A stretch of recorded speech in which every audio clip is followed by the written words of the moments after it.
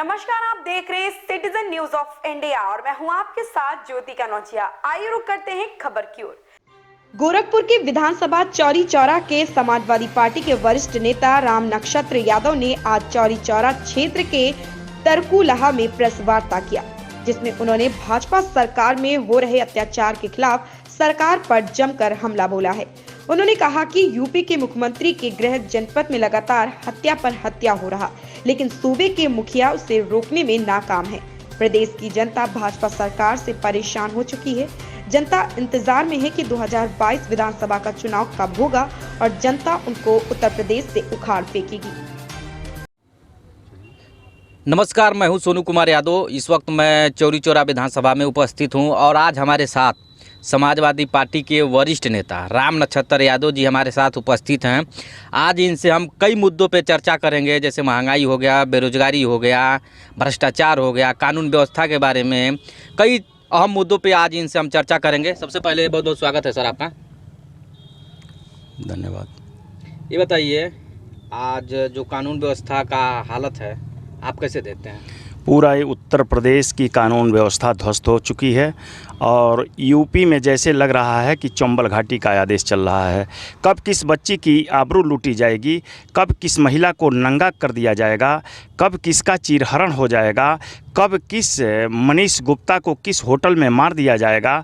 और इस तरह से बहुत सारी घटनाएं लगातार हो रही हैं घटनाएं। एक घटने की याद दिलाऊं आपको कि उस पर मैंने लिखा है कि तड़तड़ाती रहीं बंदूक की गोलियां, गिरती रहीं लाशें, चीख और चित्कार मारकर बिलखते रहे लोग और प्रशासन रहा मौन।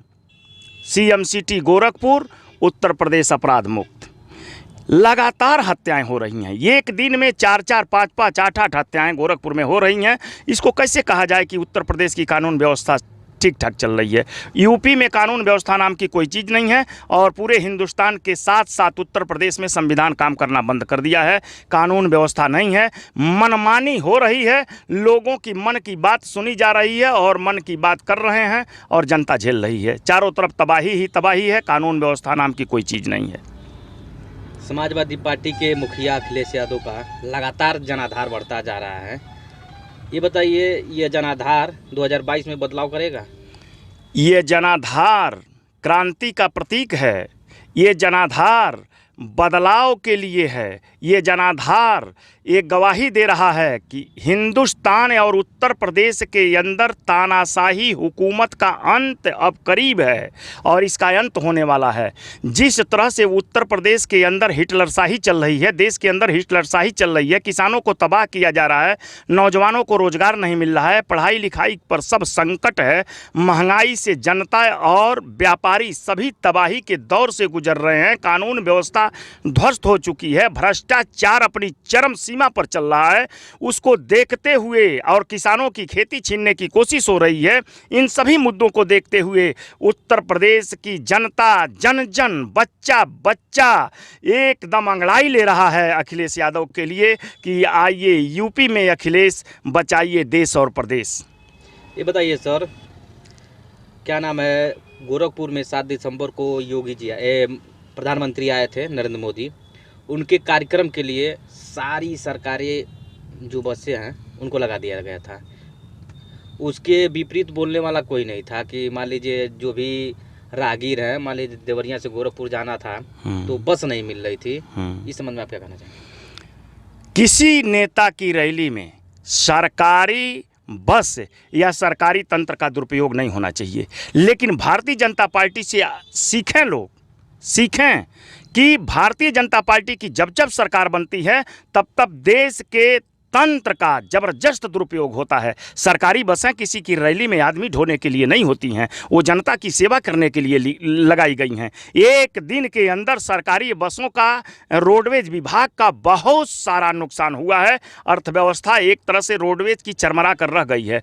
मैं नहीं कहता कि इनके रैली में लोगों की भीड़ जो जुटाई गई, एक एक बसों में 5-5 लोग गए, वो भी धक्का मारने के बाद। और गोरखपुर जनपद के साथ साथ इस मंडल की और पूरे पूर्वांचल की सारी बसें सिर्फ आदमी ढो रही थी। गांव में हम देख नहीं रहे थे, हम लोग भी गांव में रहने वाले हैं। सफाई कर्मी आदमी निकाल रहे थे, शिक्षक आदमी निकाल रहे थे, कर्मचारी आदमी निकाल रहे थे। आप चलिए, भारतीय जनता पार्टी की रैली है, मोदी जी आ रहे हैं, आप चलिए। जनता नहीं भी जाना चाहती थी तो लोग पैसे दे करके ले गए, रुपए पर भेजे गए आदमी। 500 रुपया प्रति आदमी की दर से भीड़ जुटाई गई थी। इससे अंदाज लगा लीजिए।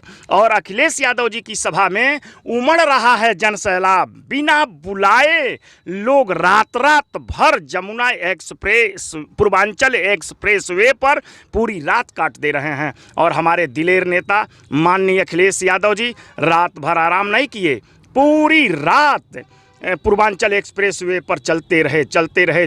चलते सुबह हो गई। वो बुलाई गई भीड़ नहीं थी, वो भारतीय जनता पार्टी की सरकार की हुकूमत को बदलने वाली भीड़ थी। इनकी सत्ता से आजिज और तबाह हो गए लोग थे जो सड़क पर अखिलेश यादव के स्वागत में गए थे। सर, मैं आखिरी सवाल ये जानना चाहता हूँ आपसे।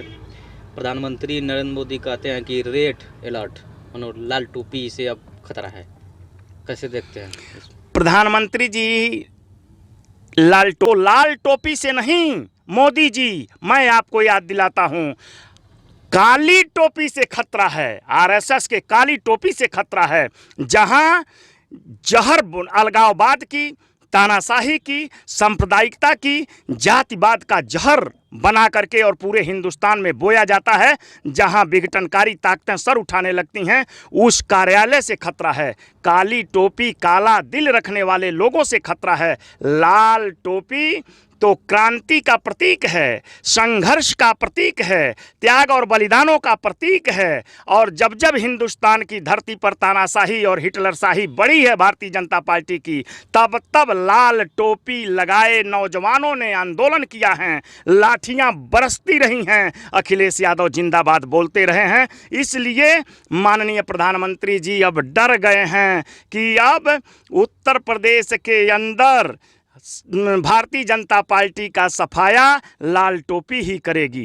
लाल टोपी से भयभीत हैं पूरी भारतीय जनता पार्टी के लोग। और वह दिन दूर नहीं जब लाल टोपी लगाने वाला नौजवान, लाल टोपी लगाने वाला किसान, लाल टोपी लगाने वाला बेरोजगार, लाल टोपी लगाने वाला व्यापारी और हिंदुस्तान के सड़कों पर रहने वाले लोग, जन जन जो लाल टोपी लगाए हैं, वो संघर्ष के प्रतीक, क्रांति के प्रतीक सड़क पर उतर करके और उत्तर प्रदेश की काली टोपी वालों की सरकार को बदल देंगे। इसलिए काली टोपी लगाने वालों की टोपी ही नहीं काली है, दिल भी काला है। वो चुपके चुपके संविधान बदल देते हैं, चुपके चुपके किसान कृषि बिल के माध्यम से किसानों की खेती बेच देते हैं, हिंदुस्तान के सारे संसाधन बेच देते हैं। किसको कहेंगे कि किसका काला दिल है? इसलिए प्रधानमंत्री जी, लाल टोपी से मत डरिए। लाल टोपी वालों ने ही मुल्क की आज़ादी की लड़ाई लड़ी है, लाल टोपी वालों ने ही फांसी के फंदे को चूमा है, लाल टोपी वालों ने ही फांसी पर लटक करके और मुल्क को आज़ाद करा दिया है। इसलिए लाल टोपी से आप मत डरिए, आप अपने काली टोपी से डरिए, जिस काली टोपी के आंगन से आपका भी अवतार हुआ है।